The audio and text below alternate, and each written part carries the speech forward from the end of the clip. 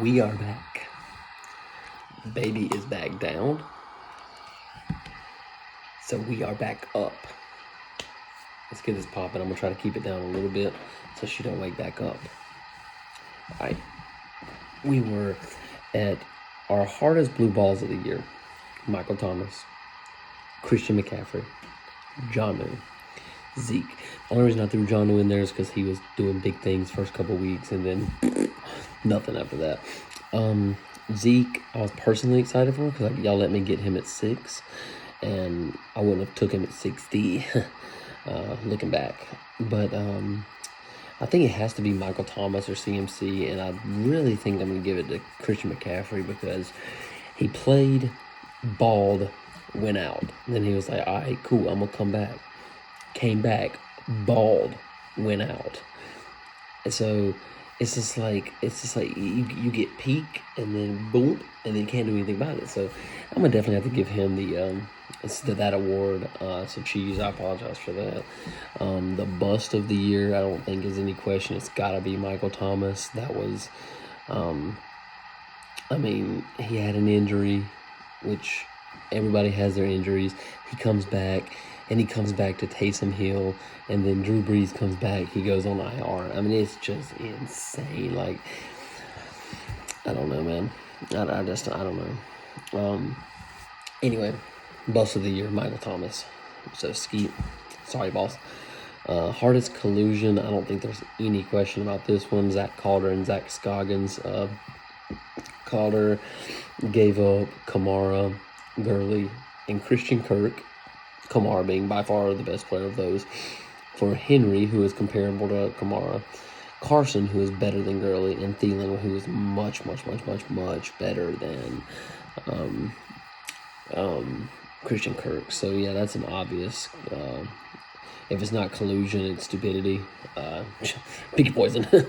The gutsiest draft choice. This guy was taken, I believe, in the 4th round, which I thought was a little early, but it actually worked out. He didn't keep him, but Jonathan Taylor, I'm pretty sure that was Galt. So Galt, good call. Way to do your research. I actually drafted Antonio Gibson and dropped him. What was that about? I don't know why I do that, right? So yeah, the dumbest draft pick, I think 9 out of 10 people in this league would agree to the fact that, all right, say it with me, Joe Mixon. Okay, you're not good. He's obviously not good. The 3 games he's played this year have been, 1 was decent, the rest have been hilariously bad. So yeah, Joe Mixon. Alex took him in the 1st round. I would be hard pressed to take him in the 3rd, and I'm being dead serious when I say that. So, and the last award is the Jamal Charles Award. That is the award for total fantasy dominance. That is the award that when you play this guy, when you play this team, you know this guy is about to get off. And I have 3 nominations for that, all from 3 different teams. Davante Adams for Gary. You knew he was going to get off. You knew he was about to get busy. Derrick Henry, same thing. And Travis Kelce. I don't even want to give this award to any person because it's unfair to the other ones, but I think I'm going to have to give it...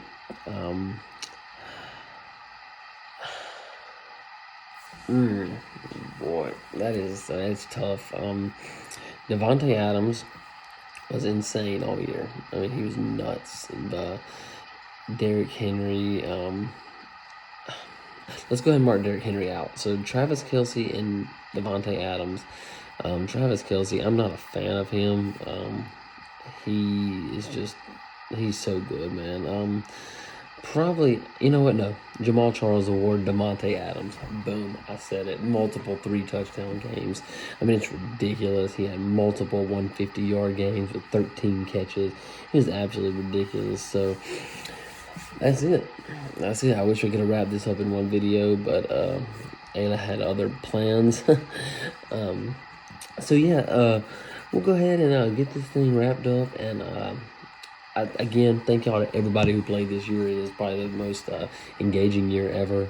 I hope to have the same exact crew next year with Zach Calder being our final edition. We've had to throw 4 or 5 different people in throughout the last few years just to try to get the league going. But Calder, I think you're in. You're in for good. I'd like to congratulate Zach Scoggins on his best finish ever. I think he came in 4th. I don't know off the top of my head. I'll have to go find it. 3rd. Zach Scoggins came in 3rd place. He is on the pedestal. He made it. He wanted to get there, and he made it unreal. He made it to the pedestal. Wow. Unbelievable. So final standings. Clay Holbrook. Andrew Martin. Best record. Most points. Zach Scoggins. Matt Galt again. Me and Galt finishing in the top 5. It's getting absolutely ridiculous. Gary Frazier with one of his better finishes. Zach Calder, first year, middle of the pack, 6. Gary Cheese came in 7th. Cheese fought and grinded. The spoon helped him a little bit, but at one point I didn't think he was going to win another game. So kudos to Cheese. Evan came in 8th, which is becoming kind of standard really for him. He doesn't come in last, but he didn't come in first. Whatever. Alex Tremmel just shows last year was a total spoon. He went from 1st to 9th, and finally, oh boy, Skeet. Oh goodness. Oh man.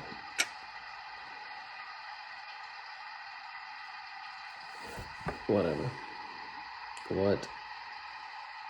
You're not good.